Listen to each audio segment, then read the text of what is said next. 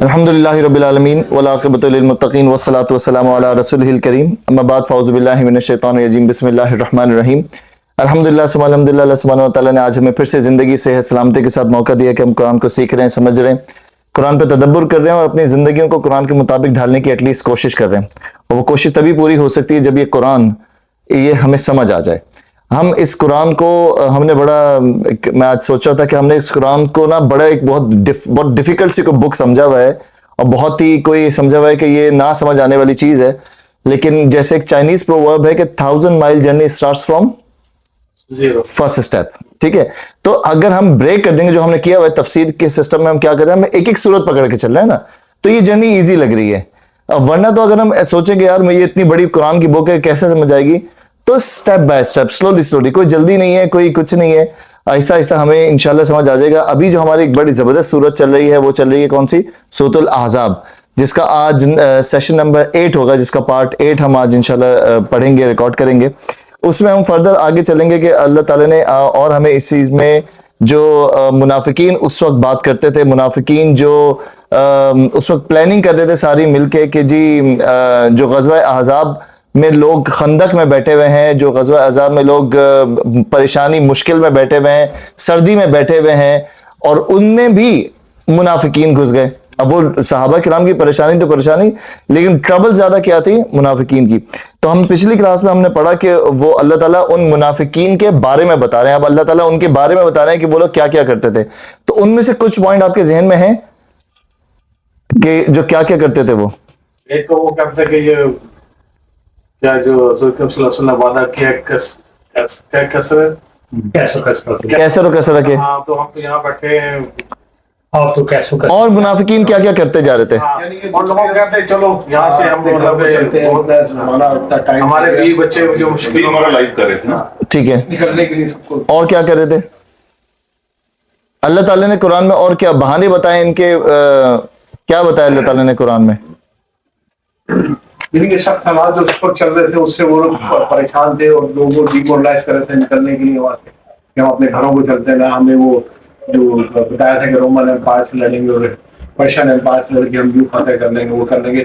لوگوں کو مطلب ایک اپنا ایک گروپ بنانا چاہتے تاکہ نکلنے کے لیے لوگوں کو تیار کر سکیں. اچھا, اب نکلنے کے لیے ان کو کوئی بہانہ ملا اس دن کیا اللہ تعالیٰ نے قرآن میں بتایا کہ اس دن ان کو ایک بہانہ بھی مل گیا نکلنے کے لیے. وہ کیا بہانہ ملا؟ جو آندھی چلی تھی, آندھی, ایک سردی کا بہانہ. اور کیا بہانہ ملا اس دن؟ جنگ سٹارٹ نہیں ہو رہی تھی اور کافی ٹائم مطلب لگ رہا تھا.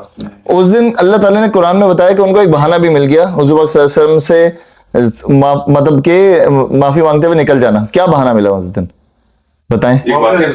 فیملیز کے لیے کیا وہ کوئی اٹیک کرنے والے تھے نا پیچھے سے, کیا وہ جو یہودی تھے ان کا قبیلہ ادھر سے اٹیک کرنے کا فیملی پہ تمہارے. یس, تو اس دن اللہ تعالیٰ نے یہی قرآن میں رپورٹ کیا کہ اب ان کو ایک بہانہ بھی آ گیا. وہ جو خبر لیک ہو گئی تھی, جو بنو قریظہ کی خبر تھی کہ بنو قریظہ والوں کے پاس جن کے پاس عورتیں بچے اور مال پڑا ہوا ہے, وہ انہوں نے بٹرے کر دیا ہے, اور وہ بٹرے کر کے انہوں نے عہد شکنی کر دی, اور وہ اب جا کے کفار کے ساتھ مل گئے ہیں. مطلب وہ کفار کے ساتھ ایکچولی ملے نہیں تھے, لیکن کمٹمنٹ کر لیا تھا کہ ٹھیک ہے. اچھا, کفار نے ان کو ڈرایا, یہ بھی ڈر گئے, انہوں نے جا کے بد عہدی کر دی. تو یہ خبر بھی پھر وہاں پہ پھیل گئی تھی, اور اس خبر کے پھیلنے کی وجہ سے اوریجنلی مسلمانوں میں بھی تھوڑی سی پریشانی ہو گئی تھی, صرف منافقین میں نہیں, صحابہ کرام میں بھی پریشانی ہو گئی تھی کہ پیچھے اب ہم کیا کریں گے. لیکن اللہ تعالیٰ نے اس آیت میں کہا کہ جو حضور پاک صلی اللہ علیہ وسلم ہے وہ تم لوگوں کے لیے پلاننگ آلریڈی کر چکے ہیں, تم پریشان نہیں ہو, وہ تمہارے لیے آلریڈی پلاننگ کر چکے ہیں. تو حضور پاک صلی اللہ علیہ وسلم نے کیا پلاننگ کر لی تھی, کیا سوچ لیا تھا؟ نعیم بن مسعود کے ذریعے جو نام نعیم بن مسعود کے ذریعے جو حضور پاک صلی اللہ علیہ وسلم نے جو کیا کیا تھا, دونوں طرف میسج بھجوایا تھا. اور یہ بڑی ایک اسٹریٹجک پلاننگ تھی اس دن کی. تو ان کے پاس جب نعیم بن مسعود کا جب ہوا تو اللہ تعالیٰ نے ایسا رستہ بنا کے دیا حضور پاک صلی اللہ علیہ وسلم کو کہ ایک شخص نے اور ایک پلاننگ نے پوری اس کو پلاننگ کو تباہ کر دیا. اور پورا اس کو نعیم بن مسعود والی جو ایک پلاننگ تھی, اس کی وجہ سے بنو قریظہ بھی سیدھے ہو گئے اور پھر جو کفار تھے وہ بھی سیدھے ہو گئے. تو یہاں تک ہم نے پچھلی کلاس میں پڑھا تھا نمبر 29 تک کہ وہ دوبارہ بتاتے ہیں کہ کیا ہوا تھا قصہ. وہ وہ ان کے بنو قریظہ کے پاس گئے تھے تو انہوں نے کہا تھا کہ وہ تم سے بندے رکھوائیں گے. بالکل. چلے وہ کسی آپ میں سے کسی کو یاد ہے وہ قصہ؟ چلے میں بتاتا ہوں اپنے انداز میں.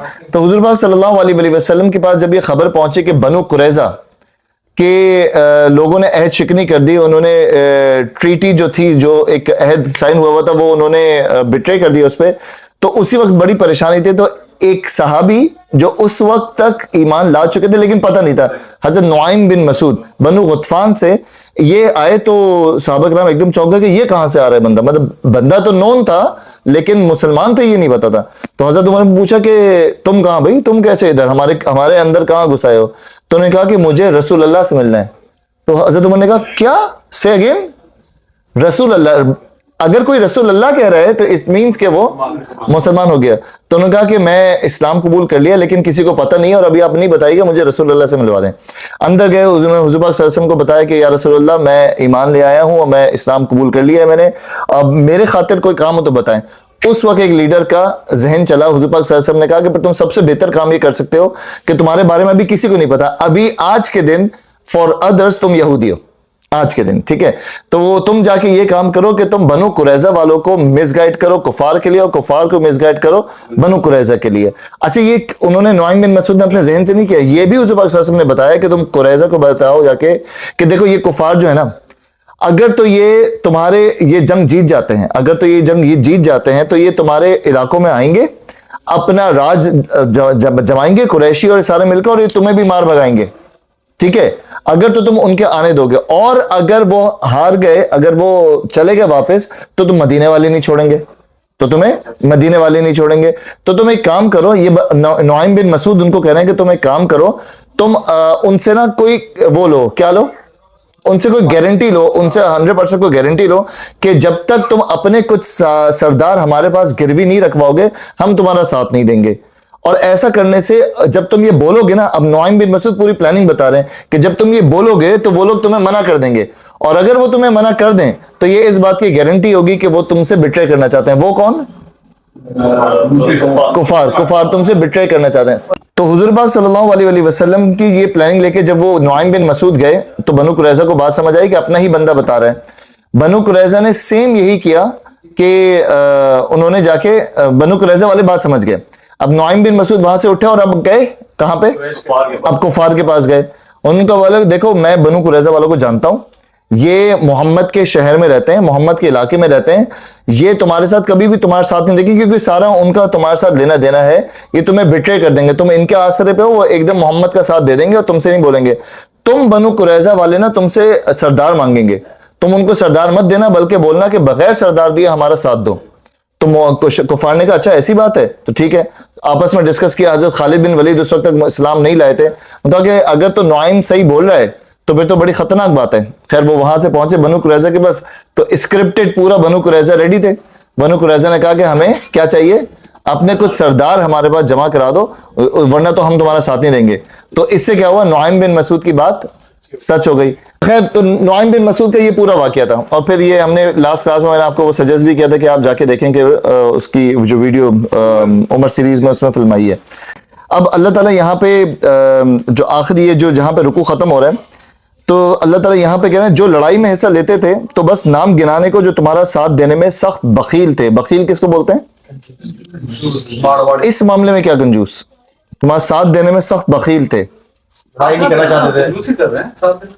ساتھ دینے میں کنجوسی کیسے؟ ہاں یہی میں کہہ رہا ہوں، ایلیبریٹ کر رہے ہیں تھوڑا سا. کیسے کنجوسی ساتھ دینے میں کیسے؟ ہاں مطلب ہاف ہارٹیڈلی آپ کے ساتھ ہیں بھی، آپ کے ساتھ نہیں بھی ہیں، ساتھ رہنا بھی ہے، ساتھ نہیں بھی رہنا ہے، اور بس دیکھنا ہے. اس کے بعد خطرے کے وقت آ جائے تو اس طرح دیدے پھرا کر تمہاری طرف دیکھتے ہیں جیسے کسی مرنے والے پر غشی طاری ہو رہی ہو، مگر جب خطرہ گزر جاتا ہے تو یہی لوگ فائدوں کے حریص بن کر کیچی کی طرح چلتی ہوئی زبانیں لیے تمہارے استقبال کو آ جاتے ہیں. اب یہ دو بہت امپورٹنٹ پوائنٹ ہے، اس کے پہلے ہم تفسیری چھوٹے پوائنٹس ہیں ان کو پڑھ لیتے ہیں. یعنی اپنی محنتیں، اپنے اوقات، اپنی فکر، اپنے مال، غرض، کوئی چیز بھی وہ اس راہ میں صرف کرنے کے لیے بخوشی تیار نہیں ہے. یہ ہے وہ کنجوسی بخیل والی بات کہ وہ کسی طریقے سے بھی تیار نہیں ہے، جس میں مومنین صادقین اپنا سب کچھ جھونکے دے رہے ہیں. جان کھپانا اور خطرہ انگیز کرنا تو بڑی چیز ہے، وہ کسی کام میں بھی کھلے دل سے اہل ایمان کا ساتھ نہیں دینا چاہتے، تو وہ تمہارا ساتھ دینے میں سخت بخیل تھے۔ اب وہ بخیل کس طریقے سے تھے کہ وہ زبانی کلامی، جس کو ہم کہتے ہیں نا کہ پریٹینڈنگ مسلم، ایک ہوتا ہے پریکٹسنگ مسلم، ایک ہوتا ہے پریٹینڈنگ مسلم، تو وہ پریٹینڈنگ مسلم بن رہے تھے، اور کیا کر رہے تھے وہ کہ کرنا کچھ نہیں ہے، بس صرف زبانی کلامی۔ یہ چیز آپ آج کے دور میں بھی آپ دیکھیں کتنے ایسے لوگ ہوتے ہیں جو زبانی کلامی تو چیمپئن، آپ دعوے کروا لیں جتنے دعوے، جب بات ہوتی ہے کہ بھئی مسلم امہ کی ہیلپ کرنی ہے یا کسی فلاں پرٹیکولر کسی چیز کی ہیلپ کرنی ہے، تو کوئی باہر گھر سے نکلنے تک کو راضی نہیں ہوتا ہے، کوئی اپنا مال خرچ کرنے کو راضی نہیں ہوتا ہے، کوئی اپنا وقت دینے کو راضی نہیں ہوتا ہے۔ ایسے کتنے ایشوز آپ نے دیکھے ہوں، کوئی ہے ذہن میں ایسا، مثلا کوئی ایسا ایشو ذہن میں آ رہا ہے کوئی جو مسلم امہ کے ساتھ ہو؟ اور ہاں مطلب یہ بھی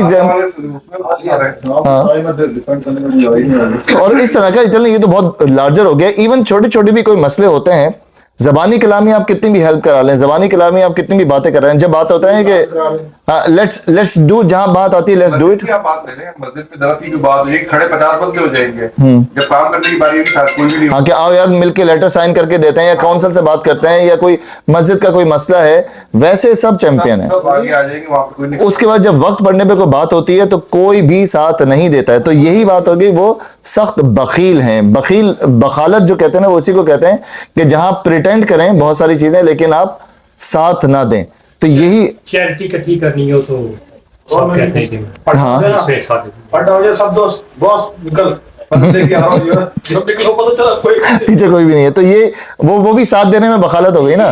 وہ یہی کہانی ہے۔ ساتھ میں قدم بڑا ہمارا کام۔ ہاں ہم تو ایسا نہیں ہے۔ قدم بڑا ساتھی، قدم پیچھے مڑ کے دیکھو کوئی بھی نہیں۔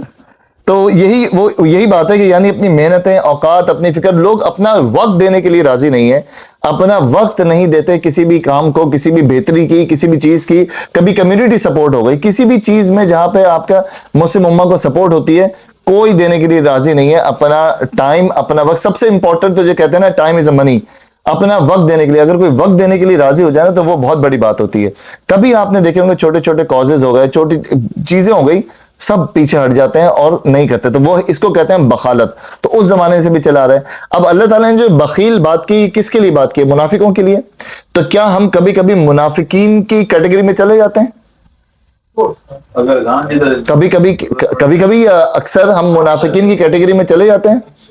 بات تو ہے سب، دیکھیے بات تو ہے مگر بات تو یہ ہے نا کہ ہم اس ٹائم پہ دنیا کو آگے مطلب لے لیتے ہیں، اور پھر دنیاوی چیزوں کو پھر زیادہ ہم پریفر دے دیتے ہیں۔ ٹائم اپنا دینا ہوگا، مسجد کو دینا ہو یا کسی بھی ایونٹ میں دینا ہو۔ اب آپ کو دیکھیں ایک چھوٹی سی مثال لے لیں، یہ ساتھ دینے والی بات ہو رہی ہے۔ حضور پاک صلی اللہ علیہ وسلم نے خطبہ حجۃ الوداع پر دو خطبے ہوتے، ایک غدیر خم کے مقام پہ اور ایک یہ ادھر جو ہوا تھا۔ تو حضور پاک صلی اللہ علیہ وسلم جگہ دینا، حضور پاک صلی اللہ علیہ وسلم نے جب کہا کہ دین اور میری قرآن و سنت لے کے پوری دنیا میں پھیل جاؤ، قرآن و سنت لے کے پوری دنیا میں پھیل جاؤ، اس پیغام کو آگے پہنچاؤ، تو بیسیکلی کیا کہا کہ یہ تمہیں دین پھیلانا ہے، دعوت دینی لوگوں کو۔ انہوں نے تو اپنا کام کیا، ہم کتنا کام کر رہے ہیں اس کا کام میں؟ کیا ہم مطلب چھوٹی سی بات لے لیں، اگر ہم نے کسی کو دین کی بات بتانی ہو تو ہم پہلے 10 دفعہ سوچیں گے کہ نہیں یار مجھے کیا پڑی ہے، بلا وجہ کیوں کسی کے میٹر میں بولنا، کیا بولنا ہے، اور اس طریقے کے بہت سارے مسائل ہم یہ سامنے لے آتے ہیں۔ کسی کمیونٹی میں کوئی سپورٹ کرنی ہو آپ کو، ایون مثال کے طور پہ آپ کو کسی کو قرآن کے ساتھ لگانا ہو، کسی کو جوڑنا ہو، آپ دعوت نہیں دے سکتے کسی کو، دعویٰ جس کو کہتے ہیں دعویٰ و تبلیغ، وہ ہم نہیں کر پاتے۔ وہ پاکستان میں ہوتا تھا نا، کہ انڈیا میں بھی ہوتا ہوگا، تبلیغ والے آ جاتے ہیں تو بھاگ جاتے ہیں فوراً، مطلب تبلیغ والوں کے لیے تو ڈور بند کر دیتے ہیں۔ تو میچ ختم ہو جاتا ہے، ٹینس بال میچ ہو تو وہ ہاں میں آتا ہوں، تو کوئی وقت دینے کے لیے تیار نہیں ہے۔ دیکھیں آج اس وقت جب آپ بیٹھے ہوئے ہیں، اس وقت آپ اپنے اپنے کاؤچز میں بیٹھ کر آرام سے کھانا کھا رہے ہوتے ہیں، آرام کر رہے ہوتے ہیں، لیکن آپ نکلے ہیں، آپ قرآن کو سیکھ رہے ہیں، آپ کی وجہ سے کچھ لوگ، ہر کوئی کسی نہ کسی کے ریفرنس سے یہاں پہ بیٹھا ہوا ہے، تو آپ لوگ ایک دوسرے کے ریفرنس سے بیٹھے ہوئے ہیں، یہ ساری چیزیں ہوئی ہیں، یہ ہے وقت دینا۔ یہ وقت جو ہے نا، یہ بڑا اللہ تعالیٰ کی نظر میں میٹر کرتا ہے کہ تم اپنا وقت دو اور نیک نیتی کے ساتھ کھڑے رہو۔ اس کے بعد نمبر 31 میں ہم نے پڑھا تھا کہ ان پہ غشی طاری ہو جاتی تھی۔ یہ بڑا مزے کی آیت ہے کہ وہ تمہاری طرف جب خطرے کا وقت آ جائے تو وہ تمہاری طرف ایسے دیدے پھرا پھرا کے دیکھتے ہیں جیسے مرنے والے پہ غشی طاری ہو جاتی ہے۔ اس کا کیا مطلب، اس کو ایلیبریٹ کریں گے حارث بھائی؟ وہ میں مگر کہ اللہ میں نے کتنا ریلیونٹ سا آج کے زمانے میں جس طرح فلموں میں ڈراموں میں ایکٹنگ کر رہے تھے لوگ ہاں just to avoid something. ہاں تو اللہ نے کتنا ریلیونٹ sort of لفاظی کا استعمال کیا ہے that makes very relevant to human. ہاں تو وہ جیسے نا وہ آنکھیں پھرا پھرا کے دیکھتے ہیں، جیسے نا جب کوئی پرابلم آ جائے، کوئی پریشانی آ جائے تو ایک دم نا وہ آپ سے بالکل ایسے ہو جاتے ہیں، یہ کیا ہمیں تو نہیں پتا تھا، یہ بالکل نا بچے بن جاتے ہیں. اور جب وہ خطرہ گزر جاتا ہے، جب پتہ چلتا ہے آپ کسی کبھی آپ ٹرائی کریں، ٹرائی کیا ہوگا کبھی آپ نا اپنے مشکل وقت میں کسی کو پکاریں، مشکل وقت میں کسی کو، کسی بہت قریبی کسی دوست کو پکاریں اور پھر دیکھیں اگر تو وہ سچا نہیں ہوگا تو وہ آپ کے ساتھ ایسا ہو جائے گا، یار یہ پرابلم وہ پرابلم یہ پرابلم. اور جب آپ وہ اپنا نمٹا لیں گے نا، یار مجھے کیوں نہیں بتایا، ارے مجھے بتا. اچھا ایک تو بڑا ایک مسئلہ ہوتا ہے جہاں آپ کوئی کام کر جائے نا، ارے مجھے کیوں نہیں بتایا، میرے پاس یہ سارے راستے تھے، ہر کوئی نا اچھا تم فلاں میں کہنے کے بعد ارے یار مجھے بتاتے نا، میں یہ کرا دیتا، میں وہ کرا دیتا، ہر چیز کے نا. اور جب خطرہ گزر جاتا ہے تو پھر وہ اللہ تعالیٰ کہہ رہے ہیں کہ وہ کینچی کی طرح چلتی ہوئی زبانیں لے کے تمہارے پاس آ جاتے ہیں. اس کا کیا مطلب ہوا؟ جی مطلب باتیں کرنا، ہاں کہ بالکل ہاں جسٹ اپنے یہ بالکل رائٹ ورڈ جسٹیفائی کرنا، اپنے اس ایکٹ کو جسٹیفائی کرنا. تو اللہ تعالیٰ اس آیت میں یہ کہہ رہے ہیں کہ وہ کینچی کی طرح زبانیں چلاتے ہوئے تمہارے پاس آ جاتے ہیں. اور اس کی یہاں پہ تفسیر میں لکھا ہے لغت کے اعتبار سے اس آیت کے دو مطلب ہیں.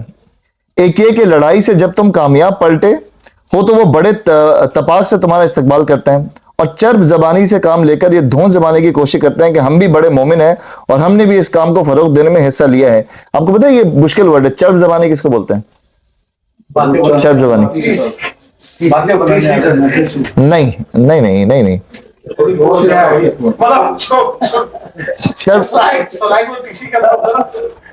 ہمیں تو نہیں پتا کیا مطلب ہے اس کا، ہمیں یہ بھی نہیں پتا. جھوٹی سچی قرآن پاک کی تفسیر پڑھے ہوئے اپنا دھیان سے چرب زبان، اسی لیے میں کہہ رہا ہوں اس کو شائستہ انداز میں کیا کہیں گے، آصف کیا کہیں گے چرب زبانی؟ نہیں نہیں نہیں چرب زبانی کامیڈین نہیں ہے. بڑی سچی باتیں کرنا بھی ہے، بڑی بڑی بات اپنے آپ کو بہت کچھ دکھانا اور پیچھے سے کچھ نہیں ہونا. ہاں یہ تو کہنا چاہیے کہ بہت تیز زبان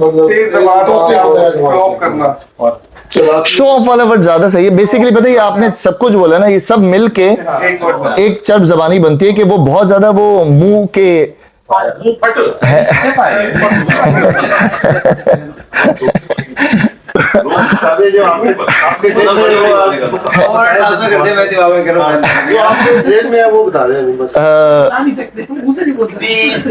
منہ کے لڈو جو ہوتے ہیں نا تو خیر وہ یہی چرب زبانی کر کے نا وہ حضور پاک صلی اللہ علیہ وسلم کے سامنے آتے تھے اور یہ بتانے کی کوشش کرتے تھے کہ بھائی ہمارا بھی بڑا کام ہے. اچھا کچھ لوگ آپ کے ارد گرد ایسے ملتے ہوں گے جن کے پاس ہر بات پہ قصہ موجود ہے، ہر بات پہ قصہ ہے. آپ بولے نا کہ یار وہ کل ہمارے باتھ روم سے پانی نکل، پانی آپ کے باتھ روم سے کیا نکلا، جو ہمارے یاد ہے ہمارے ہر بات پہ قصہ ہے.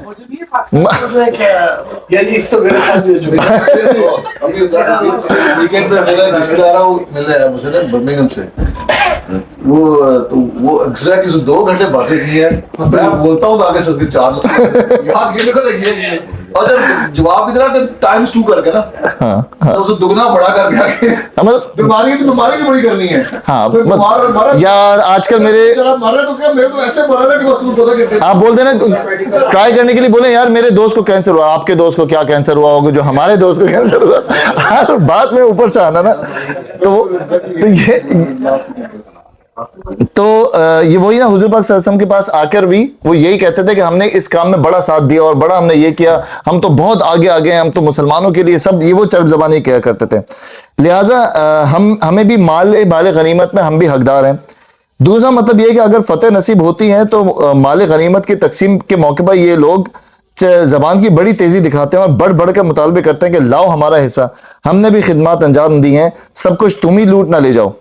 تو یہ حضور پاک صلی اللہ علیہ وسلم کے زمانے میں یہ ایک اور ٹربل حضور پاک صلی اللہ علیہ وسلم کو دیکھنی پڑتی تھی کہ ان لوگوں کو بھی فیس کرنا پڑتا تھا کہ حضور پاک صلی اللہ علیہ وسلم اب نارمل لوگوں کو سنبھالیں یا ان لوگوں کی جو چالاکیاں جو یہ لوگ کر رہے ہیں اس چالاکی کی کو بھی دیکھیں کہ کام تو انہوں نے کچھ کیا نہیں، ہمارے ساتھ تو کسی طریقے سے دیا نہیں، لیکن جب وقت آیا ہے مال غنیمت لینے کے لیے تو حضور پاک صلی اللہ علیہ وسلم کو ان لوگوں کا بہت جو چلتی زبانیں تمہارے پاس تمہارے استقبال کو آ جاتے تھے وہ چرب زبانی کرتے تھے. اب اللہ تعالیٰ کہہ رہے ہیں اس رکوع کی اینڈنگ کی طرف جاتے ہوئے یہ لوگ ہرگز ایمان نہیں لائے اسی لیے اللہ نے ان کے سارے اعمال ضائع کر دیے. یہ لوگ ہرگز ایمان نہیں لائے یعنی فیصل بھائی پڑھیں گے؟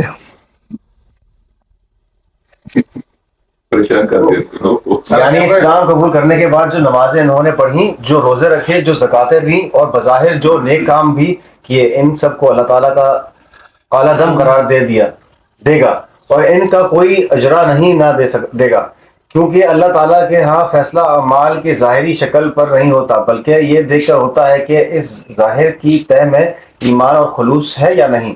جب یہ چیز سرے سے ان کے اندر موجود نہیں ہے تو یہ دکھاوے کے اعمال سراسر بے معنی ہیں. اس مقام پر یہ امر گہری توجہ کا طلب ہے کہ طالب ہے جو لوگ اللہ اور رسول صلی اللہ علیہ وسلم کا اقرار کرتے تھے، نمازیں پڑھتے تھے، روزے رکھتے تھے، زکوٰۃ بھی دیتے تھے اور مسلمانوں کے ساتھ ان کے دوسرے نیک کاموں میں بھی شریک ہوتے تھے، ان کے بارے میں صاف صاف فیصلہ دے دیا گیا ہے کہ یہ سرے سے ایمان لائے ہی نہیں، اور یہ فیصلہ صرف اس بنیاد پر دیا گیا ہے کہ کفر اور اسلام کی کشمکش میں جب کڑی آزمائش کا وقت آیا تو انہوں نے دوغلے پن کا ثبوت دیا. کیا ہو گیا؟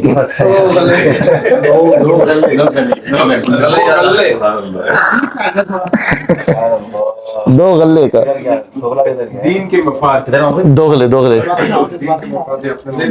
پن کا ثبوت دیا، دین کے مفاد یا اپنے مفاد کو ترجیح دی اور اسلام کی حفاظت کے لیے جان، مال اور محنت صرف کرنے میں دریغ کیا. اس سے معلوم ہوا کہ فیصلے کا اصل مدار یہ ظاہری اعمال نہیں ہے بلکہ یہ سوال ہے کہ آدمی کی وفاداریاں کس طرف ہیں. جہاں خدا اور اس کے دین سے وفاداری نہیں ہے وہاں اقرار، ایمان اور عبادات اور دوسری نیکیوں کی کوئی قیمت نہیں ہے. ماشاء اللہ، زبردست کیا بہت اچھا پڑھا آپ نے. بس تو یہی اللہ تعالیٰ نے کہا. اچھا یہ لوگ جو تھے، میں بار بار یہ ریمائنڈ کراتا ہوں، یہ لوگ کیٹیگری وائز کون تھے؟ جن کا نام کیا ہے ہم کیا لیتے ہیں؟ نہیں حضور پاک صلی اللہ علیہ وسلم کے کون ہوئے؟ صحابہ تھے. ٹھیک ہے، یہ کیٹیگری وائز تو صحابہ تھے کیونکہ یہ پریٹینڈنگ تھے، انہوں نے اسلام قبول تو کر لیا تھا لیکن یہ اندر سے ایمان نہیں لائے تھے. اب یہ بتائیں کیا یہ، کیونکہ یہ بہت ہی زیادہ امپورٹنٹ آیت ہے کہ اللہ، یہ ایک پیس، یہ آیت بڑی مشہور آیت ہے، یہ لوگ ہرگز ایمان نہیں لائے اس لیے اللہ نے ان کے سارے اعمال ضائع کر دیے. دو کانٹرڈکٹ ہیں، ایمان نہیں لائے اور اعمال، ایمان اور اعمال. ٹھیک ہے نا، یہ ایمان نہیں لائے اور اعمال، اگر اعمال کرتے تھے، اعمال ضائع کر دیے تو اعمال کیے ہوئے اعمال تو کیے ہوئے ہوں گے نا، جو کیے ہوئے اعمال ضائع کر دیے وہ لوگ جو ایمان نہیں لائے. تو اب یہ وہ لوگ کیٹیگری ہیں جو ابھی فیصل بھائی نے پڑھا کہ وہ لوگ ہیں جنہوں نے اسلام تو قبول کر لیا. ہم میں سے بہت سارے ایسے لوگ جنہوں نے اسلام تو قبول کر لیا. اچھا کیا ہم لوگوں نے اسلام قبول کیا ہے؟ نہیں، ہم تو پری اسٹرکچرڈ ہے نا، پری ڈیزائنڈ ہے. ہم تو کہ ہم نے ایسے قبول نہیں کیا، ہمیں ڈیفائن کر دیا تھا کہ جی تم بائی برتھ ایسے ہی ہو، یہی تمہارا ہے. تو ہم میں سے بہت سارے لوگ جب برملا حضور پاک صلی اللہ علیہ وسلم کے کسی حکم کو نہیں مانتے تو پھر اللہ تعالیٰ کی کیٹیگری میں ہم ایمان سے خارج ہو جاتے ہیں. ہاں، ہم اپنے پاسپورٹ میں، اپنے کیٹیگری میں، اپنے اس میں تو مسلم لکھے ہوئے نظر آئیں گے، لیکن جب ہم اطاعت نہیں کریں گے، اطیع اللہ و اطیع الرسول. اور میں نے ایک دفعہ خطبے میں بتایا کہ اطیع الرسول و اطیع اللہ، اللہ تعالیٰ نے کچھ جگہوں پہ یہ بھی کہا ہے کہ اطاعت رسول میں ہی اطاعت اللہ ہے. اب اگر اس کو نارملی دیکھا جائے کہ اگر کوئی شخص قرآن کو مانے اور حدیث کو نہیں مانے، چلے گا؟ اور حدیث کو نہ مانے تو چلے گا؟ کیسے نہیں چلے گا؟ قرآن کی جو سنیں کہ حارث بھائی نے کیا کہا؟ کیا کہا آپ نے؟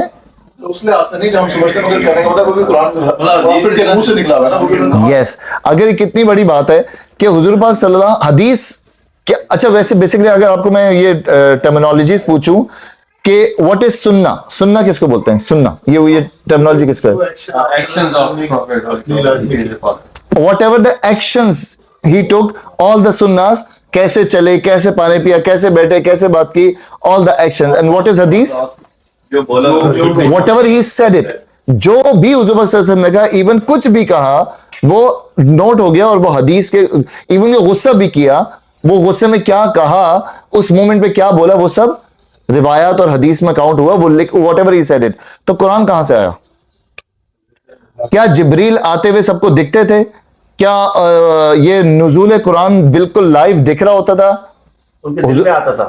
حضور پاک صلی اللہ علیہ وسلم, مطلب حضور پاک صلی اللہ علیہ وسلم کی کیفیت تو دکھ رہی ہوتی تھی, کیفیت وہی تو دکھ رہی ہوتی تھی, لیکن کیا ہو رہا ہے, کیا بولا, یہ سب تو ریکارڈنگ پہ نہیں آ رہا ہوتا نا.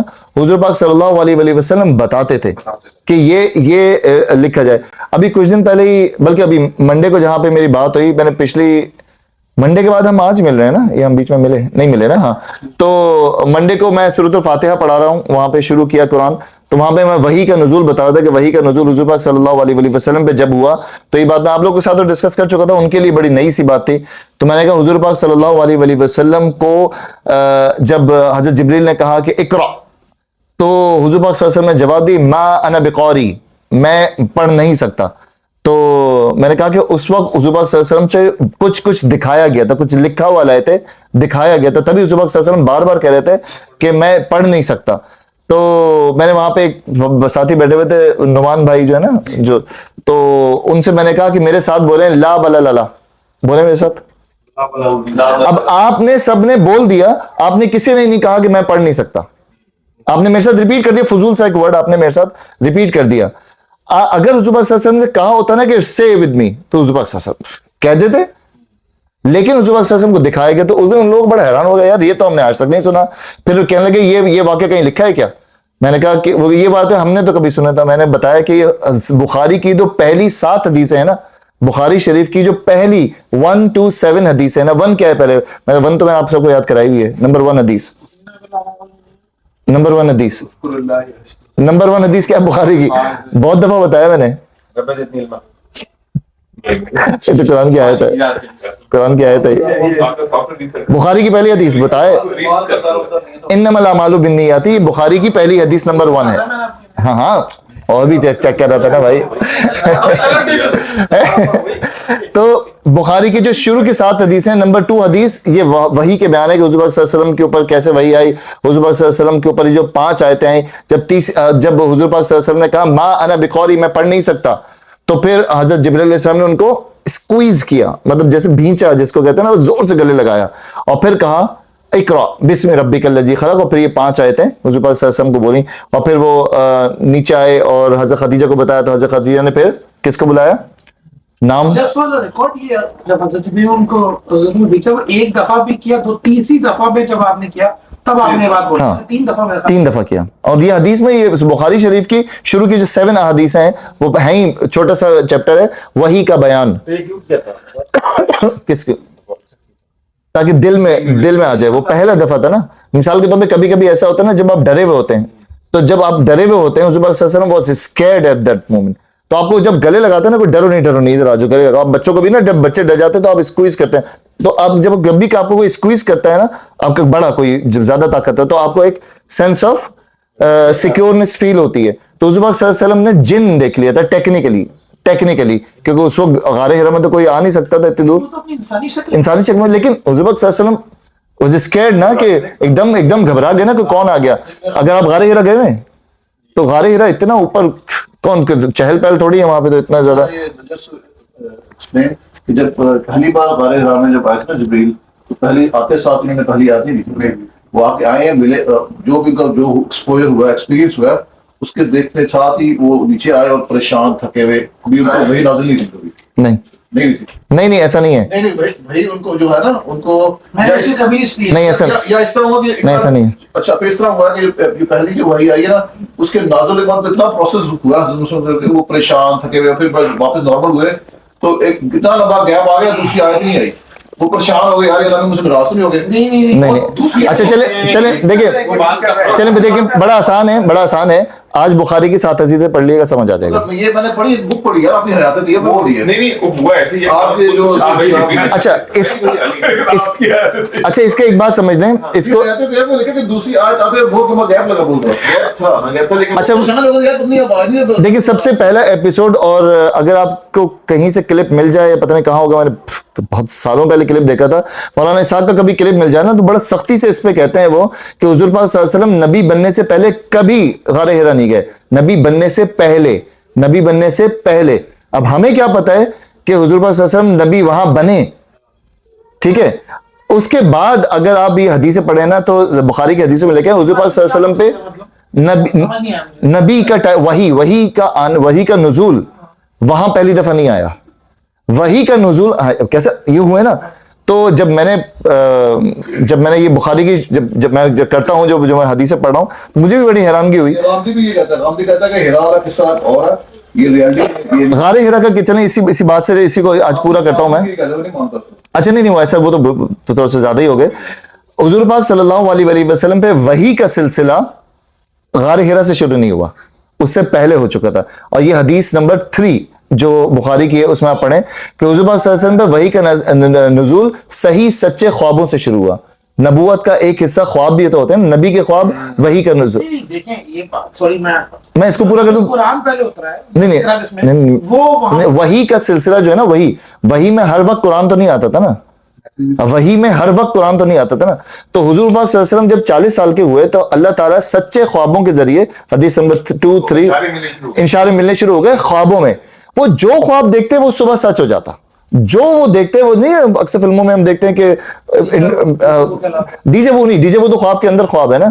تو یہ کہ یار یہ جو میں دیکھ رہا ہوں مجھے یاد ہے اور وہ ہو گیا. تو حضور پاک صلی اللہ علیہ وسلم کو سچے خواب آنے لگے. جب سچے خواب آنے لگے تو دل اچاٹ ہو گئے. 40واں سال بڑا امپورٹنٹ تھا, دل اچاٹ ہونے لگا اور نہ کام میں دل لگ رہا نہ کسی چیز میں دل لگ رہا تھا. اور یہ خواب آتے جا رہے تھے, اور یہ نبوت کے وحی کے خواب جو آتے جا رہے تھے. اور یہ حدیث میں لے کے حضور پاک صلی اللہ علیہ وسلم نے کہا کہ مجھے خوابوں کا سلسلہ شروع ہو گیا تھا. پھر وہ سوری اگر آپ یہ بات کریں تو حضور وسلم جب حضرت خدیجہ نے ان کو رکھا تھا, وہ تجارت کے لیے جاتے تھے, تو وہاں کوئی یہودی عالم ان کو ملا تھا, اس نے بولا تھا یہ بچہ بہت خاص ہے. وہ تو ان کی پیدائش کے وقت کی بات ہے. نہیں یہ پیدا ہونے کی نہیں, بڑے ہونے کی. تو اگر آپ اس طرح بات کریں تو اس طرح تو یہ پتہ نہیں کب سے چل رہا ہے. نہیں وہ جو آپ کنیکٹ کر رہے ہیں نا, وہ یہودی کتابوں میں لکھا ہوا تھا کہ ایک بچہ پیدا ہوگا. آپ کو نہیں بچہ پیدا نہیں ہوگا, گئے وہ یہودی عالم ملا, اس نے دیکھا, اس نے بولا کہ یہ بچہ, وہ تو ان کا اپنی سینس آف نالج ہے نا, کیونکہ حضور پاک صلی اللہ علیہ وسلم. میں اس وجہ سے کہہ رہا ہوں کہ آپ جیسا وحی کی بات کو خواب سے ریلیٹ کر رہے ہیں, میں اس وجہ سے کہہ رہا ہوں. یہ میں تو حدیث پڑھ رہا ہوں, میں تو سیدھا حدیث پڑھ رہا ہوں, اور میں ابھی آپ کی اسکرین پہ بھی لگاتا ہوں. تو حضور پاک, میں پورا کرتا ہوں اس کو. تو وہ جو تھی اصل میں یہ جو حضور پاک صلی اللہ علیہ وسلم کی پیدائش کا جو واقعہ ہے نا, اس مومنٹ کا یہ بڑا مشہور واقعہ تھا کہ اس گھر سے روشنی نکلی تھی. تو یہ بہت مشہور واقعہ تھا کہ اس گھر سے روشنی کیوں نکلی, آسمان تک گئی اور وہ گھر بہت معطر ہو گیا. وہ سب پورا یہ واقعہ ہے. تو حضور پاک صلی اللہ علیہ وسلم پہ نبوت کا یہ وحی کا سلسلہ شروع ہو گیا. اور وحی کا سلسلہ شروع ہونے کے بعد حضور پاک صلی اللہ علیہ وسلم, بلکہ اگر میں آپ کو اسکرین پہ لگا کے دیکھ رہا ہوں تو کتنا اچھا ہوگا, مزہ آئے گا آپ کو. یہ بخاری کی پہلی کتاب وحی کا بیان, پہلی دوسری نمبر 2 حدیث میں ہے کہ جب حضور پاک صلی اللہ علیہ وسلم پہ وحی آتی تھی تو گھنٹیاں بجنا شروع ہو جاتی تھیں. حضور پاک صلی اللہ علیہ وسلم کو ایسی نا آوازیں آنا, آسمان سے آوازیں آنا شروع ہو جاتی تھیں. تو یہ اس کا ہے نمبر 3. اچھا جی, حضرت صلی اللہ علیہ وسلم پہ یہ حدیث نمبر کیا ہے؟ حدیث نمبر ہے نمبر 3 ہوگا یقیناً, جو مجھے یاد تھا 3. داش آپ کے بھائی کی صحیح چل رہی ہے. اچھا جی, حضور پاک صلی اللہ علیہ وسلم, اب دیکھیں ہم ٹاپک سے کہاں مڑ گئے, لیکن اس کو پورا کر لیتے ہیں. حضرت صلی اللہ علیہ وسلم پہ وحی کا ابتدائی دور اچھے سچے پاکیزہ خوابوں سے شروع ہوا. آپ خواب میں جو کچھ دیکھتے وہ صبح کی روشنی کی طرح صحیح اور سچا ثابت ہوتا. وحی کا ابتدائی دور, ٹھیک ہے, وحی کا ابتدائی دور. پھر من جانب قدرت آپ تنہائی پسند ہو گئے اور آپ صلی اللہ علیہ وسلم نے غار حرا میں خلوت نشینی اختیار فرمائی اور کئی دن اور رات وہاں مسلسل عبادات اور یاد الہی اور ذکر و فکر میں مشغول رہتے. جب تک گھر آنے کو دل نہ چاہتا تو توشہ ہمارے لیے وہاں رہتے. توشہ وہاں رہتے. توشہ ختم ہونے پر ہی اہلیہ محترمہ حضرت خدیجہ اللہ تعالیٰ عنہ کے پاس تشریف لاتے اور کچھ توشہ ہمارے ہمراہ لے کر پھر وہاں جا کر خلوت گزین ہو جاتے. یہی طریقہ جاری رہا یہاں تک کہ آپ پر حق منکشف ہو گیا اور غار حرا میں قیام پذیر تھے کہ اچانک حضرت جبریل علیہ السلام آپ صلی اللہ علیہ وسلم کے پاس حاضر ہوئے اور کہنے لگے کہ اے محمد پڑھو. آپ فرماتے ہیں کہ میں نے کہا میں پڑھنا نہیں جانتا. آپ صلی اللہ علیہ وسلم فرماتے ہیں کہ فرشتے نے مجھے پکڑ کر اتنے زور سے بھینچا مطلب وہ جو اسکویز, کہ میری طاقت جواب دے گئی. پھر مجھے چھوڑ کر کہا پڑھو. میں نے پھر وہی جواب دیا ما انا بقاری. اوپر عربی میں نا یہ عربی بھی لکھی ما انا بقاری. اس فرشتے نے مجھے نہایت ہی زور سے بھینچا کہ مجھ کو سخت تکلیف محسوس ہوئی، نہیں جب پسلیاں دب جاتی ہیں. پھر فرشتے نے کہا کہ پڑھ. میں نے کہا میں پڑھا ہوا نہیں ہوں، یہ بات میں کر رہا ہوں کہ کچھ دکھا رہے تھے بار بار. حضور صلی اللہ علیہ وسلم نے کہا I can't read، تو why you keep showing me I can't read. پھر مجھے بھیجا، پھر میں چھوڑ دیا اور کہنے لگا کہ پڑھو اپنے رب کے. پھر حضرت جبریل نے پوری آیت پڑھی. ابھی تک وہ کہہ رہے تھے اقرا اقرا اقرا، جب نہیں پڑھا تو پھر انہوں نے کہا کہ پڑھو. یہ اس کی عربی اوپر جائے نا تو عربی میں پورا لکھا ہے. پھر کہا کہ اقرا بسم ربک الذی خلق، اور یہ پھر پوری آیت بولی. فرشتے نے تیسری بار اور پھر مجھے کہا اور کہنے لگے کہ پڑھو اپنے رب کے نام کی مدد سے جس نے پیدا کیا اور انسان کو خون کی پھٹکی سے بنایا. پھر وہ پوری آیت چل رہی ہے. پڑھو اور آپ کا رب بہت ہی مہربانیاں کرنے والا ہے. بس یہی آیتیں آپ حضرت جبریل علیہ السلام سے سن کر اس حال میں غار حرا سے واپس ہوئے کہ آپ کا دل اس انوکھے واقعے سے کانپ رہا تھا. آپ حضرت خدیجہ کے ہاں تشریف لائے اور فرمائے کہ مجھے کمبل اڑا دو، مجھے کمبل اڑا دو. لوگوں نے آپ کو کمبل اڑا دیا. جب آپ کا ڈر جاتا رہا تو آپ نے اپنی زوجہ کو پورا قصہ تفصیل کے ساتھ سنایا اور فرمانے لگے کہ مجھ کو اپنی جان کا خوف ہو گیا، بہت زیادہ ڈر گئے تھے حضور صلی اللہ علیہ وسلم. آپ کی اہلیہ محترمہ حضرت خدیجہ نے آپ کی ڈھارس بندھائی اور کہا کہ آپ کا خیال صحیح نہیں ہے، خدا کی قسم. پھر حضور پاک صلی اللہ علیہ وسلم کی تعریفیں کی. یہ بڑی مشہور تعریفیں جو حضرت خدیجہ نے کی تھیں کہ آپ تو کمبا پرور ہیں، بے قصوں کا بوجھ اپنے سر پر رکھ لیتے ہیں، مفلسوں کے لیے آپ کماتے ہیں، مہمان نوازی میں آپ بے مثال ہیں، مشکل وقت میں آپ نے حضور پاک صلی اللہ علیہ وسلم کبھی کبھی آپ کسی کو نا موٹیویٹ کرنے کے لیے اس کی اچھائیاں بتاتے ہیں کہ یار تم تو بڑے اچھے آدمی ہو، تم یہ کر رہے ہو، تم وہ کر رہے ہو. انہوں نے کیا ایسے اوصاف اور اوصاف حسنہ والا انسان ایسے ذلت خواری کی موت نہیں پا سکتا. پھر مزید تسلی کے لیے حضرت خدیجہ آپ صلی اللہ علیہ وسلم کو ورقہ بن نوفل کے پاس، آپ کو نہیں کہ مسلمان ہو گئے کون ورقہ، سنیں انہوں نے کیا کہا، ورقہ بن نوفل کے پاس لے گئیں جو ان کے چچا زاد بھائی تھے. کن کے؟ حضرت خدیجہ کے چچا زاد بھائی تھے. تو چچا بھائی تھے اور زمانہ جاہلیت میں نصرانی مذہب اختیار کر چکے تھے اور عبرانی زبان کے کاتب تھے. یہ اتنے بڑے ورقہ بن نوفل کے بارے میں، حضرت ورقہ بن نوفل اتنے زیادہ، جب کوئی دین نہیں تھا نا تو انہوں نے کون سا دین اختیار کر لیا؟ عیسائی ہو گئے اور عبرانی زبان میں اتنا عبور کر لیا کہ وہ انجیل کو، جو بائبل کو عبرانی زبان میں ایک کاتب بن گئے. اس کے اتنا زیادہ انہوں نے علم حاصل کر لیا. انجیل سریانی زبان میں نازل ہوئی تھی، پھر اس کا ترجمہ عبرانی زبان میں ہوا. ورقہ اس کو لکھتے تھے. وہ بہت بوڑھے ہو گئے تھے کہ یہاں تک کہ ان کی بینائی بھی رخصت ہو چکی تھی. حضرت خدیجہ نے ان کے سامنے آپ کے حالات بیان کیے اور کہا کہ اے چچا زاد بھائی، اپنے بھتیجے محمد کی زبانی ذرا ان کی کیفیت سن لیجئے. اور وہ بولے کہ بھتیجا آپ نے جو کچھ دیکھا ہے اس کی تفصیل سناؤ. چنانچہ حضور پاک صلی اللہ علیہ وسلم نے اول تاخیر پورا واقعہ سنایا، جسے سن کر ورقہ بے اختیار بول اٹھے کہ یہ تو وہی ناموس معزز رازدان فرشتہ ہے جسے اللہ نے حضرت موسیٰ کے پاس وحی دے کر بھیجا تھا. پھر یہ جو مشہور ورڈ، کاش میں آپ کے اس عہد نبوت کے شروع ہونے پر جوان عمر ہوتا، کاش میں اس وقت تک زندہ رہتا جب آپ کی قوم آپ کو اس شہر سے نکال دے گی. رسول صلی اللہ علیہ وسلم نے پریشان ہو کر کہا کہ تعجب سے کہا کہ یہ لوگ مجھے نکال دیں گے. اب آپ یہاں پہ اگر رکے، آپ اوپر حضور پاک صلی اللہ علیہ وسلم کی تعریف سنیں نا. حضور پاک صلی اللہ علیہ وسلم اتنے حسنہ والے تھے، اتنی زبردست آدمی تھے. حضور پاک صلی اللہ علیہ وسلم مجھے نکال دیں گے، میں تو اس قریش کی آنکھ کا تارا ہوں، مجھے نکال دیں گے. تو انہوں نے کہا کہ ایسے ہی، حالانکہ میں تو ان کے لیے صادق اور امین مقبول ہوں. ورقہ بولے ہاں یہ سب کچھ سچ ہے، مگر جو شخص بھی آپ کی طرح امر حق لے کر آیا، لوگ اس کے دشمن ہی ہو گئے ہیں. اگر مجھے آپ کی نبوت کا وہ زمانہ مل جائے تو میں آپ کی پوری مدد کروں گا.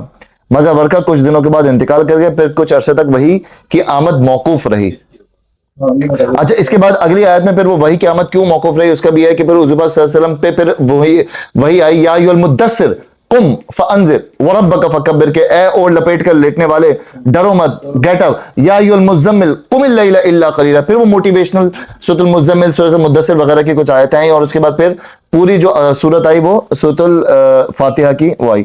تو یہ جو آپ لوگوں نے متفرق واقعات آپ کے ذہن میں تھے نا، وہی میں کہتا ہوں حدیثوں کی کتابیں کھولیں، سب آپ کو مل جائے گا. سر میرا سوال ہے جی سر، کہ نبوت کا آنا، نبوت کا ملنا اور وسلم کا وحی کا آنا، دونوں ایک ساتھ ہی؟ نبوت پہلے مل چکی تھی، نبوت پہلے ہی نبی تھی؟ نہیں، وحی کا سلسلہ پہلے شروع ہوا. نبی کو ہی تو وہی آتی ہے نا. اس دن غار حرا اللہ کی، اللہ کو تو سب جانتے تھے نا. اللہ کا جو انٹروڈکشن تھا وہ بہت نارمل انٹروڈکشن تھا. وہ بھی اللہ کہتے تھے بھائی عیسائی اور یہودی. حضرت حضور پاک صلی اللہ علیہ وسلم کے والد کا نام کیا تھا؟ اللہ کو سب مانتے لیکن اللہ کا انٹروڈکشن تو سب کے پاس نارمل تھا. جو مکے کے لوگ تھے وہ بھی اللہ کو مانتے تھے لیکن وہ اللہ سے شریک کرتے تھے. مشرک تھے نا, شرک کرتے تھے. شرک کرنے والا اللہ تو کو تو مانے گا ہی نا. مشرک. تو یہ لیٹسٹ بائبل وغیرہ ان کی کتابیں ان میں اللہ کا نام لکھا, گاڈ کا نام کیا ہے؟ اللہ یہ لوگ بولتے ہیں کہ اللہ تو فارغ پتہ نہیں. اللہ تو بہت فیمس ہے ہمیشہ سے. مسئلہ ہے شرک کرنے کا. اللہ تو ہم کو مانتا ہے نصرانی ہو. اچھا ایک وقت میں ایک بات ہی کر لیں, ایک بات ہے جی. شہاد بھائی کچھ کہہ رہے ہیں؟ اچھا جی, تو یہ بات نکلی کہاں سے تھی؟ بہت دور سے نکلی. تو یہ ایمان لانے والی بات سے نکلی تھی کہ اللہ تعالیٰ نے اس آیت میں ارشاد فرمایا. آج اس رکوع کو ختم کر لیتے ہیں کہ ایسا کرنا اللہ کے لیے بہت آسان, یہ سارے اعمال ان کے ضائع کر دیا. اب اس ٹاپک پہ بات کر لیتے ہیں کہ کبھی کبھی ایسا ہوتا ہے کہ ہمارے کیے ہوئے اعمال پورے ضائع کر دیے جاتے ہیں ہمارے کچھ نازیبہ ایکٹ کی وجہ سے. وہ نازیبہ ایکٹ کیا ہوتے ہیں؟ جب کبھی کبھی ہم برملا کسی چیز کو بول دیتے ہیں کہ جاؤ نہیں کرتا, یا فلاں کام میں نہیں کرتا, یا فلاں اللہ تعالیٰ کا حکم ہے یا نہیں ہوتا مجھ سے, یا آئی کانٹ ڈو دس. مثال کے طور پہ آپ کسی کو بولے نا بھائی نماز پڑھ لیا کرو, اور نہیں ہوتی یار, بڑی مشکل ہے نماز پڑھنا. ویسے تو بہت کم ہی کے ہوتے ہوں گے ایسے, لیکن اگر کسی کو بولا بھائی سود نہیں لینا, بھائی جھوٹ نہیں بولنا, بھائی مثال کے طور پہ کبھی آپ ٹرائی کر رہے ہیں, ابھی کھانے کے وقت میں ٹرائی کریے گا, کوئی دو لوگ ہم میں سے کون سے دو ہوں گے دیکھیں کہ جب جو غیبت کر رہے ہو نا, آپ اس کو بولیں یار غیبت نہیں کرو, تو وہ کہے گا نہیں یہ غیبت تھوڑی ہے, یہ تو میں اس کے سامنے بھی بول سکتا ہوں, نہیں یہ غیبت نہیں یار, چھوڑو نا اتنا مولوی کیا بن رہے ہو. ایسی تعویلات جو ہے نا وہ شروع کر دیتے ہیں. کسی کو آپ بولنے لگے کہ بھائی تم نے کسی کا حق مار لیا ہے, یہ حق نہیں مار دو. یا ابھی کچھ دن پہلے ایک اور جگہ پہ بات ہو رہی تھی, انہوں نے مجھ سے وراثت کا پوچھا کہ کیا کیا ڈیٹیلنگ ہے.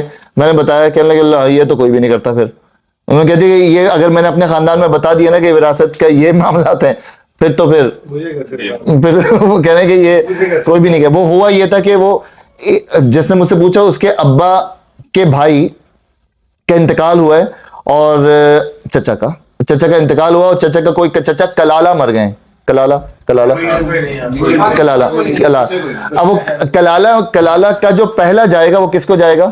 اور یہ وہ بھائی ہیں, ٹھیک ہے, یہ وہ بھائی کے بیٹے مجھ سے بات کر رہے ہیں, اس بھائی کے بیٹے مجھ سے بات کر رہے ہیں. تو میں نے کہا برو آپ کے ابا کے پاس آئے گا, تو کہنے لگے ریئلی؟ میں نے کہا ریئلی کیا؟ میں نے کہا کہتے ہیں ریئلی. میں نے کہا مجھے پوری سچویشن سے نہیں پوچھا, کلالہ مرے کتنے بہن بھائی ہیں؟ وہ اتنے 4 بہن بھائی ہیں, ان میں سے بڑا کون ہے؟ کہنے لگے میرے ابا. میں نے کہا یور چاندی از ریڈی.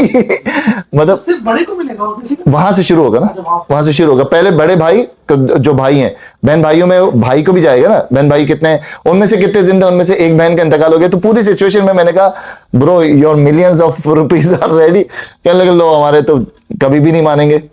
تو برملا جب کسی چیز کو آپ نہیں مانے نا, احکامات کو, تو اس پہ بھی اللہ تعالیٰ سارے اعمال ضائع کر دیتا. تو ہمارے بھرے ہوئے اعمال ضائع ہو سکتے ہیں ہماری کسی ایسی چیز کو. اس کا بیسٹ حل کیا ہے؟ غلطیاں سب سے ہو رہی ہوتی ہیں, ندامت کے ساتھ بولے یار مجھے پتا ہے گناہ ہے, مجھے پتا ہے I'm doing wrong, very wrong, مجھے اللہ تعالیٰ بچائے, اور اپنے دل میں اس گناہ کو گناہ سمجھتے رہیں. ہاں مطلب اس کو مانے. ایروگنس یہاں پہ آپ نے شو کی نا, اعمال ضائع ہونے کے لیے ریڈی بیٹھے ہوئے. غلط کام کرتے ہوئے آپ اگر کوئی غیبت, کوئی گناہ یا سود کوئی کام کر رہے ہیں, کوئی چیز ہو رہی ہے, کم سے کم مانے تو نا. اس کو میں نے ابھی تازہ پڑھایا میں نے سورۃ الطلاق میں. اللہ تعالیٰ نے توبہ میں ایک بتائی ہے, توبۃن نصوحا. کسی کو پتا کیا ہے توبۃن نصوحا؟ سنا ہے کاش بھائی؟ توبۃن نصوحا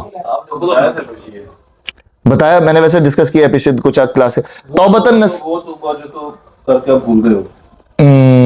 نہیں, تو چلیں 1 منٹ کا بنا اسٹاپنگ سیشن کر لیتے ہیں. کیا ہو سکتا توبت, اور اللہ سے توبہ ایسی مانگو کہ وہ توبۃن نصوحا ہو. ایسے چلیں, ایسے نہیں, دل و جان سے نہیں, ایسی برین اسٹارمنگ ہو رہی ہے. میں بتا دوں دوبارہ اس کو نہ کرو,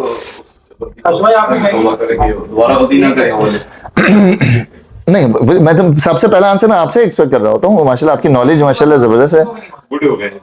توبۃن نصوحا کیا لگتا ہے شہزاد بھائی؟ آپ نے سنا ہوا, آپ کہہ رہے ہیں سنا, یاد نہیں ہے. مطلب ایک ہی بار توبہ, اس کے بعد دوسری بار توبہ کا مطلب یہ ہے کہ آپ نے اسٹیشن جانا ہے تو آپ سیدھے اسٹیشن ہی جاؤ گے.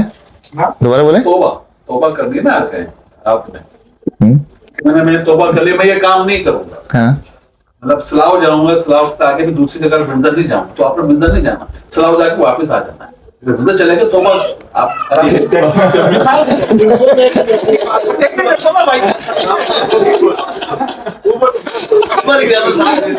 है।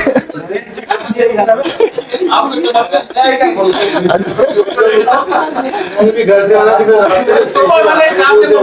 संभाल नहीं कर, हाँ मैं तो मोबाइल फोन संभाल को तौबा नहीं चाहिए। अच्छा, हाँ सर अब समझ आई। अपनी गुनाह मतलब एक क्रिकेटर बोले मैंने रिसाइड के लिए मैं शॉट मारूंगा तो मैं मारूंगा, असल में मैंने तौबा की थी अभी के साथ कि मैं काम पे सीधा जाके खड़ा है और क्लास में नहीं जाऊंगा। तो तौबा कर लिया, आगे नहीं जाता। अच्छा वो एक स्टेशन है, बार बार वहाँ जॉब उतारते हैं, वहां से एस्कॉर्ट स्टेशन में काम करते हैं। अब वहां से कहीं जा रहे होते ना, पता नहीं क्या होता, गाड़ी मोड़ी। अच्छा, तौबतन नसूहा कहता है, और ये अगर आपको नहीं पता तो मेरी बड़ी खुशनसीबी है कि मैं आपको समझा दूं ये आज। तौबतन नसूहा कहते हैं, अल्लाह ताला ने सूरह तलाक में कहा है कि ऐसी तौबा मांगो कि तौबतन नसूहा हो। तौबतन नसूहा कहते हैं वो तौबा जिसको आप मानते हुए तौबा करें। एक होती तौबा अल्लाह ताला if I have done something wrong, please accept it. What if you know what you have done? हमें पता है हमने क्या गुनाह किया है। तौबतन नसूहा कहते हैं अपना जुर्म मानते हुए, अपना जुर्म मानते हुए अपना जुर्म मानते हुए जो करें। आप जब मान नहीं रहे ना, वो एकदम मुझे याद आ गया। अच्छा, तो जैसे मिसाल के तौर पे आप कि अगर अदालत में कोई केस लगा हुआ हो ना, अदालत में आज वाले की बात नहीं कर रहा मैं, ठीक है? अच्छा यार, सॉरी यार। तो अगर अदालत में कोई केस लगा हुआ हो, अदालत में कोई केस लगा हुआ हो तो वकील आपकी जिरा कर रहा होता है, आपका जो डिफेंडेंट होता है वो आपकी जिरा कर रहा होता है। वो जिरा क्यों कर रहा होता है? क्योंकि आप मान नहीं रहे, ठीक है? आपका केस कब खत्म हो जाता है? जब आप क्या कह देते हैं कि मैं आई प्लीड गिल्टी, मैंने मान लिया। जब आप मान लेते हैं गलती तो फिर क्या ऑप्शन बचता है? आप नहीं, जब आप मान लेते हैं तो फिर आपके पास एक ही ऑप्शन बचता है, क्या? माफी। माफी मतलब अदालत में भी एक बंदा बोल दे कि जी वकील तब तक आपकी जिरा करेगा जब तक आप मान नहीं रहे, ठीक है? तो हमने ना अपनी जिंदगी में वकील खड़े किए अल्लाह ताला के सामने। वैसे तो अल्लाह ताला मैंने कुछ किया नहीं है, लेकिन अगर आप समझते हैं तो माफ कर दें, ठीक है भाई। अगर ओ अल्लाह अगर मुझसे, अच्छा देखें आपकी मैं बता देता हूं आपकी इस बात, अल्लाह ताला अगर मुझसे भूल चूक में कोई गुनाह, ब्रो भूल चूक, अब आप फिर सोचें ये जो अगर वाले गुनाह ना, तौबतन नसूहा का मतलब है कि जब तुम मानो कि तुमने गुनाह किया है, तुम मानो कि तुमसे बुराई हुई है और सिर्फ एक ही दरवाजा खुला रखो, अल्लाह ताला बहुत गलती हुई है, अगर नहीं मुझसे गलती हुई है माफ कर दें। जब आप अपना वकील को बिठा देंगे, वकील भाई तू बैठ जा, मैं आई प्लीड गिल्टी, मैंने सरेंडर किया, अल्लाह ताला तौबतन नसूहा कहते हैं जब आप माने कि आपने गुनाह किया है। हमारी कौन सी तौबा होती है? हमारी तौबा होती है इफ वाली तौबा, कि अल्लाह ताला पता नहीं अगर भूल चूक में कोई गुनाह हो गया है, अगर अल्लाह ताला, अच्छा वैसे तो जेन्युइन भी कभी हो जाते हैं जो हमें नहीं पता चलते हो, कभी किसी का दिल दुख गया है, कुछ हो गया, कुछ जो गुनाह आपको पता है ना, सबसे ज्यादा अल्लाह ताला तौबतन नसूहा वो कनेक्ट होती है जाके जब आप माने कि अल्लाह ताला I know what I have done wrong, चुप के मैं अल्लाह ताला से बात करके, और मुझे पता है वो मैंने क्या गुनाह किया था ना, आई हैव डन रॉन्ग, अल्लाह ताला मुझे माफ कर दें। इसको अल्लाह ताला ने कुरान में कहा है तौबतन नसूहा, जहां पे आप मानते हुए अपना जुर्म, इकबाले जुर्म करते हुए। हमारी यहाँ मसला ये कि हम इकबाले जुर्म नहीं करते। जैसे कि हज पे जाते हुए लोग मांग रहे हैं, अगर मैंने आपके साथ, हाँ ये जो, हाँ अगर वो ये अगर तो मैंने जुम्मे में बोला ये मैंने जुम्मे के खुतबे में भी बोला था ये, किसी का बयान सुना तो उसमें कि अगर आप किसी को ये ना बोले उसके हिस्से मारा हुआ है जो किया, अगर वो आप वापस कर दे आपको ज्यादा इजीली। हाँ ये मैंने अभी, मुझे याद आ गया, जमाल भाई ने याद दिला दी, मैंने जुम्मे के खुतबे में भी बोला कि हमारे यहाँ सिर्फ के मैसेजेस जो आते हैं ना कि I am going to the हज और समथिंग, इफ से जो मैसेज शुरू होता है ना, इसका मतलब होती है कि वो तो अपने अंदर हीरो बने। देखो मैंने वैसे तुम्हारे से कुछ कराया नहीं है, इसका मतलब तो ये होता है कि अनजाने में जो किया, जो जाने में किए वो अनजाने में जो ज्यादा, और जो जाने में किए वो तो एक अलग नहीं। मैसेज होता है वहाँ भी सबके लिए ना, आप उसमें कुछ के साथ आपने गलती की होती है भाई, ये जनरली लोग नहीं, ये तो जेनरिक मैसेज नहीं ना। अगर मुझे मतलब अगर आपने किसी से, अल्लाह ताला इस आयत में कह रहे हैं कि अगर आपने माफी मांगनी है ना तो सबसे पहले इकबाल जुर्म करो, मानो कि तुमने किया है। इफ वाली माफी नहीं, अल्लाह और बंदे का है ना, बंदे के साथ बंदा अल्लाह नहीं है। हाँ, अल्लाह ताला के सामने अल्लाह ताला को, इसीलिए अल्लाह ताला ने इस आयत में कहा है कि या अय्युहल्लज़ीना आमनू तूबू इलल्लाहि, मुझे पूरी आयत मैं आपको बता देता हूँ, या अय्युहल्लज़ीना आमनू तूबू इलल्लाहि तौबतन नसूहा, अल्लाह ताला से तौबा करो ऐसी कि तौबतन नसूहा हो।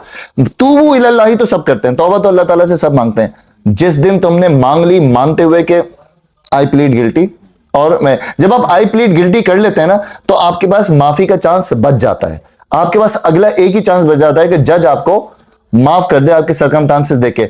हम बिला वजह अपने वकील को लड़वाए जा रहे हैं, लड़वाए। अब वकील में हमारे पीर साहब, हमारे मौलवी साहब, हमारे फला साहब, हमने तो किसी की बैत कर ली है। ये भी होता है ना जो पीर मुरीदों वाले चक्कर में, हमने तो किसी की बैत कर ली है, बस वही हमें बख्शा है। इस चीज से हम सब कमजोर हैं, अल्लाह ताला से तौबा करके हमने गलती में माफी मांगते हैं, फिर दोबारा हो जाती है, फिर करते फिर दोबारा हो जाती है।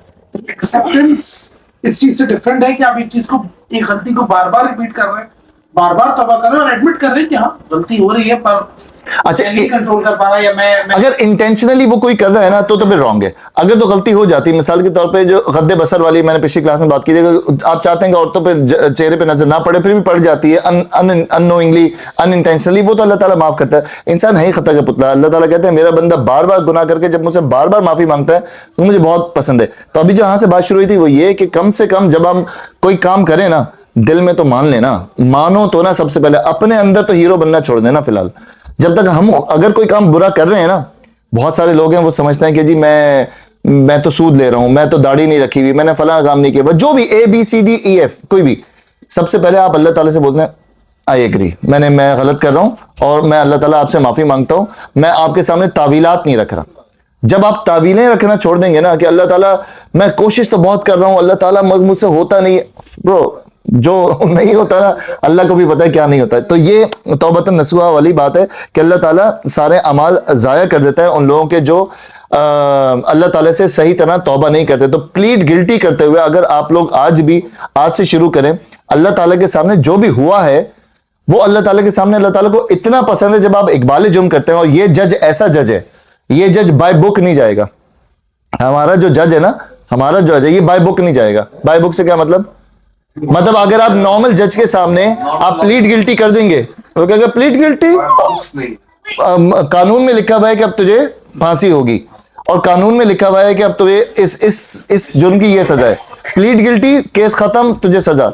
हमारा जज जो है ना वो इतना करे कि मेरे बच्चे ने मान लिया, हाउ स्वीट, नहीं वो कहते हैं हम अंग्रेजी हाउ स्वीट, कितना बेचारा मान गया, वो इस बात में खुश हो जाता है कि आपने मान लिया, चल जा माफ किया। हमारा जज ऐसा जज है, हमारा जज बाय बुक नहीं जाएगा। बाय बुक में लिखा है कि मैं तुम्हें सजा दूंगा, अजाब मुहीन दूंगा, ये करूंगा, और जहां आपने रोते हुए कह दिया अल्लाह ताला से, अल्लाह ताला गलती हो गई, क्या करूं, आपका ही बच्चा हूं, आप ही के मखलूक हूं, एक गलती हो जाती है, मुझसे माफ कर देना अल्लाह। प्यार से आप माफी मांगे, हमारा जज कहता है चल सारे गुनाह माफ, और अभी वाले माफ नहीं, सारे भी माफ, चलो और भी नहीं, मैं तुझे तो वही दूंगा कि तू आगे अच्छा काम कर। ऐसा भी होता है ना कभी कभी आपसे, फिर वो गुनाह होता ही नहीं। तो हमारा जज इतना जबरदस्त जज है, हम उस जज को जरा सा करें तो ना, हम उस जज को इतना सख्त समझा हुआ, मैं अक्सर जुम्मे में भी कहता हूं, हमने अल्लाह ताला से जो डर वाली जो फैक्टर है ना, वो डर मोहब्बत वाला डर है, वो डरावना वाला डर नहीं है जो हमने डरावना वाला डर समझा हुआ है कि अल्लाह ताला से, वो ना अल्लाह ताला से डरो जो वर्ड आता है ना, तो डरो वाला कौन सा वाला डर है, स्केरी वाला डर है, कौन सा वाला डर है, मोहब्बत।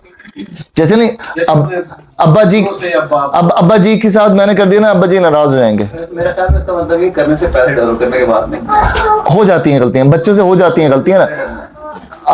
आप अपनी औलादों को सोचें, आपके बच्चों से कोई गलती हो जाए ना और आपका आके बोले पापा सॉरी, नहीं पिघलेगा आपका दिल। आपका बच्चा आपके सामने बोले ना I am sorry, I have done wrong, minute नहीं लगेगा आपका दिल पिघलने में, मिनट नहीं लगेगा। तो वो ये वही वाली फीलिंग है अल्लाह ताला की। तो इसको आगे चलते हैं, इसको खत्म करते हैं। तो आखिरी है इसका, और ऐसा करना अल्लाह के लिए बहुत आसान है। नंबर 33 मारूफ भाई, यानी इनके अमाल तुम की तो कीमत नहीं रखते कि तो जाया कर देना, अल्लाह को कहते हैं गिरा हो जाता। और ये लोग कोई रोज भी नहीं रखते कि उनके अमाल को जाया करना इसके लिए दुश्वार हो। ठीक है, यानी इनके अमाल कोई वजन और कीमत नहीं रखते कि इनको जाया कर देना अल्लाह ताला के सामने को बहुत मुश्किल हो। आप कल को जाकर अल्लाह ताला से बोल, अल्लाह ताला लो आई हैव डन 7 हज, I have done this, I have done this, आपने ज़ाया कर दी, ये क्या बात हुई अल्लाह ताला? आप अल्लाह ताला को ये बात नहीं कर सकते। अल्लाह ताला I have spent my whole life to do the charity, I have spent this, आपने मेरे अमाल ज़ाया कर दिए, how could you do? ये आप अल्लाह ताला से नहीं पूछ सकते। अल्लाह ताला कह रहे हैं कि शैतान ने भी यही कहा था ना, शैतान ने कहा था कि मैंने इतना पूरा जिंदगी लगा दी, आपका सबसे बड़ा मेन आपका मैं इब्लीस हूँ, सबसे बड़ा शैतान हूँ, शैतान तो बाद में अल्लाह ताला ने नाम दिया, तो मैं इतना बड़ा वो हूँ, आपका जिन्नात में से सबसे बड़ा, आपने मेरे ज़ाया कर दी किस एक चीज पे?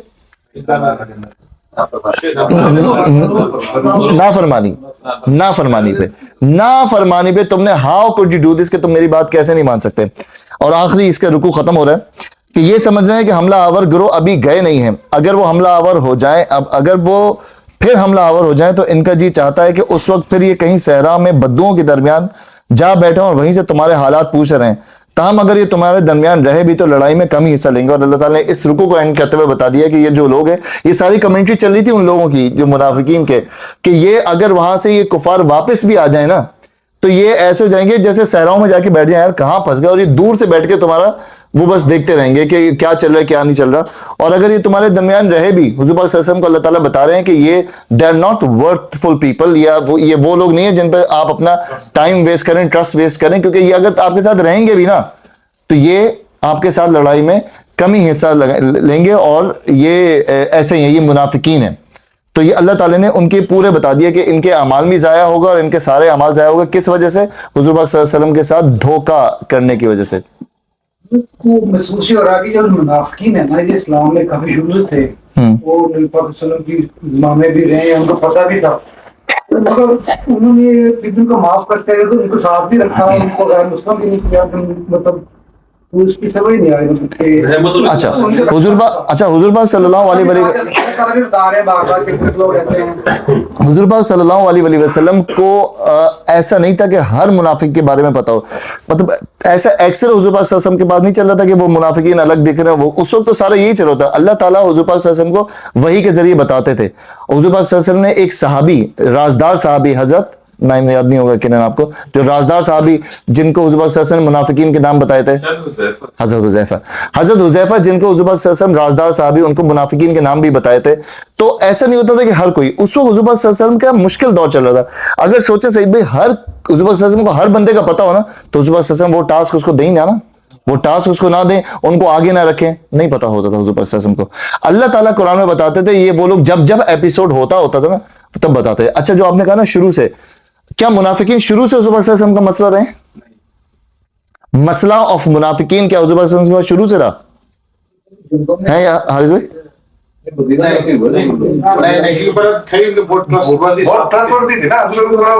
तो शुरू से नहीं रहा, बिल्कुल शुरू, हाँ खास तौर पे जब मक्का से हिजरत करने से पहले वहाँ उस जमाने में उस टाइम शुरू हो गया था, जब हज़रत नबूवत का दावा किया, उसके बाद वो दुश्मन होने शुरू हो गए थे। हाँ। बहुत तेजी से मुनाफिकीन सबसे ज्यादा जब लॉजिकली बनाया था वो, जब उरूज आ रहा था ना सस्ता, तब वो मुनाफिकीन साथ साथ आना शुरू हो गए। आप उरूज यूं कर रहे हैं, उरूज ऊपर, अच्छा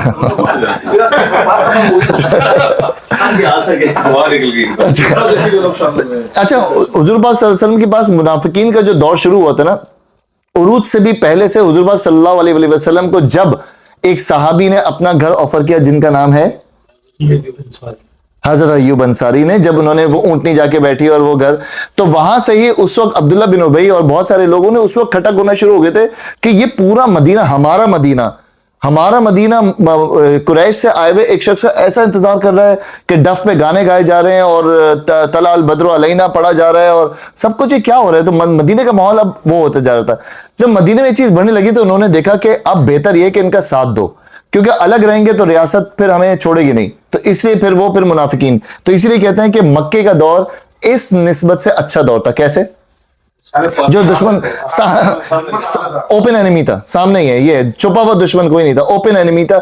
अबू जहल अगर खड़ा है तो सामने खड़ा है, अगर कोई बाहर सामने लड़ रहा है तो सामने लड़ रहा है, तो छुपा हुआ कुछ नहीं था। मुझे एक सवाल और पूछना है, जब मक्का के हालात ठीक हो गए, आखिरी खुतबा भी दिया, उस टाइम मक्का के हालात बिल्कुल ठीक हो गए थे सब कुछ, तो हज़रत सल्लल्लाहु अलैहि वसल्लम मदीना ही वापस क्यों गए? हुजूर पाक सल्लल्लाहु अलैहि वसल्लम जब मदीना, घर तो वो था ना। अच्छा, जब हुजूर पाक, बड़ा अच्छा सवाल है, और ये हुजूर पाक सल्लल्लाहु अलैहि वसल्लम जब मदीना आ गए थे तो मदीना वालों से अहद किया था कि मदीने वालों की वजह से तो इस्लाम आज तक हमें पहुंचा है ना। तो अंसार को वैल्यू दी कि अंसार परेशान होते थे कि जब ये फतह मक्का हो जाएगी तो या रसूल आप हमें छोड़ जाएंगे। तो उस वक्त हुजूर पाक सल्लल्लाहु अलैहि वसल्लम ने कहा था कि मक्का फतह होने के बावजूद भी मैं रहूंगा तुम्हारे साथ ही, और मैं आखिर वक्त तक यहीं रहूंगा। तो अंसार की इस जज्बे ने जो हुजूर पाक, देखिए मदीने की ही वजह से हम आज हमारे पास इस्लाम पहुंचा है। वो मक्के ने तो निकाल दिया था ना, मक्के से तो कुछ हुआ ही नहीं, जो इस्लाम पनपा वो वहीं पे। तो हुजूर पाक सल्लल्लाहु अलैहि वसल्लम ने ये उनको ऑब्लाइज किया कि मैं वापस घर नहीं जाऊंगा, क्योंकि सबको ये डर था कि the moment Mecca will be फतह, जब कॉन्कर हो जाएगा, विल बी कॉन्कर्ड, और हुजूर पाक सल्लल्लाहु अलैहि वसल्लम कहेंगे thank you bro, thank you, I am going back. ने कहा नहीं, ये मेरा ही घर है, यहीं पे मैं रहूंगा और यहीं पे मेरा आखिरी, और आज तक हुजूर पाक सल्लल्लाहु अलैहि वसल्लम कहाँ हैं? आज तक हुजूर पाक सल्लल्लाहु अलैहि वसल्लम मदीने में ही है। इसलिए वो हुजूर पाक सल्लल्लाहु अलैहि वसल्लम के ऊपर बड़ा वो उन्होंने किया कि हुजूर पाक सल्लल्लाहु अलैहि वसल्लम हमारे पास आए और हमारे साथ ही रहे। और हुजूर पाक सल्लल्लाहु अलैहि वसल्लम का जज्बा भी यही था ना कि मैं, जिन लोगों ने मुझे सपोर्ट किया, और वहीं से फिर आज पूरी दुनिया में इस्लाम पहुंचा। कितने अरसे तक मिला? अपनी जिंदगी खत्म होने तक। 40 में नबूवत में मिली, 13 साल मक्के में रहे, 40 प्लस 13 कितने हुए? 53, 63 में डेथ हुई।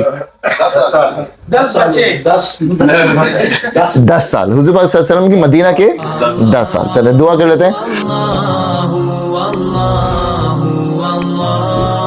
अल्लाह